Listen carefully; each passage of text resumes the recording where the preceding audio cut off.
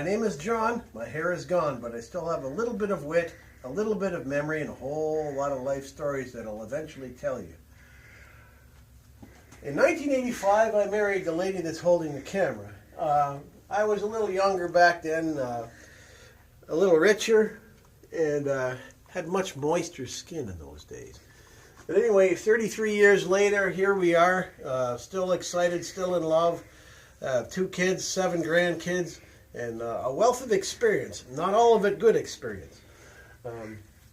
At our other location, before we moved into this beautiful facility, we used to do what we call worship and prayer jams. And what that entailed was we would have whoever would come. We'd have usually a drummer, sometimes 2, a piano player, guitar player, sometimes a sax player, horn player, and a few artists. And what we would do is we would open up in corporate prayer, sort of like you would before a church service or an event or a court appearance.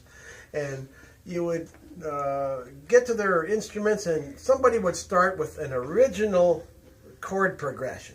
Not original, because nothing is new under the sun, according to the book of Ecclesiastes, I think it is. And we had sometimes some interesting things that would happen.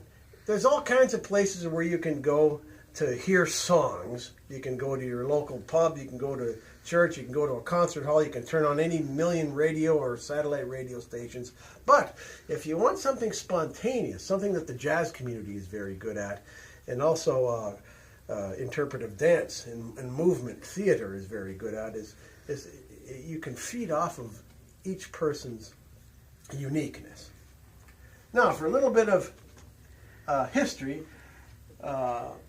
after Colleen and I were married in '85, before that I was on the mission field for a while in Spain and Portugal, where I was a harmonica player back then, actually, and an amateur bricklayer. I emphasize the word amateur because most of the things I built have since fallen over.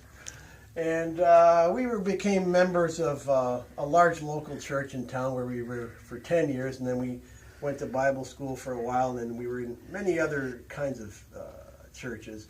But my heart was always in creating something that was different than the stuff you hear and easily bore of. And then I was called to my good friend Jonathan Miracle here. This is an older picture of him, where we traveled with a group called Broken Walls in 1997 and 1998. We were based out of Tyendinaga Mohawk Territory, which is on the Bay of Quinte in beautiful eastern Ontario. And there I got to learn a few things. The first was the real truth about Canadian Native history, not a little bit different than what they teach you in school. And then I also learned lessons in humility, in improvisation, and how to be very, very diligent in your personal study and your conduct, both on and off stage. And here we had we got to travel to some of the reserves in central and northern Quebec near the James Bay, and met some really good people, and saw a lot of tragedy also, but we also saw hope, and we saw the beginnings of a movement of reconciliation between Native and non-Native Christians. There was there's been many injustices that have happened over the last number of decades and centuries, and that's started beginning to heal. A little ways to go yet. And later on, we came back to our town of Windsor, Ontario, and moved on from there.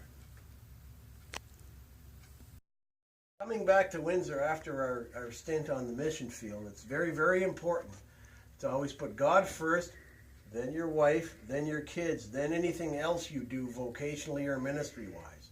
Many people get that backwards, and they put their work first and shipwreck everything else under them. This is one of the reasons why we've been able to stay a strong family over all these years. And God is faithful, which doesn't mean it's going to be easy. It's hardly ever easy, especially when you do things that are sort of out of the box.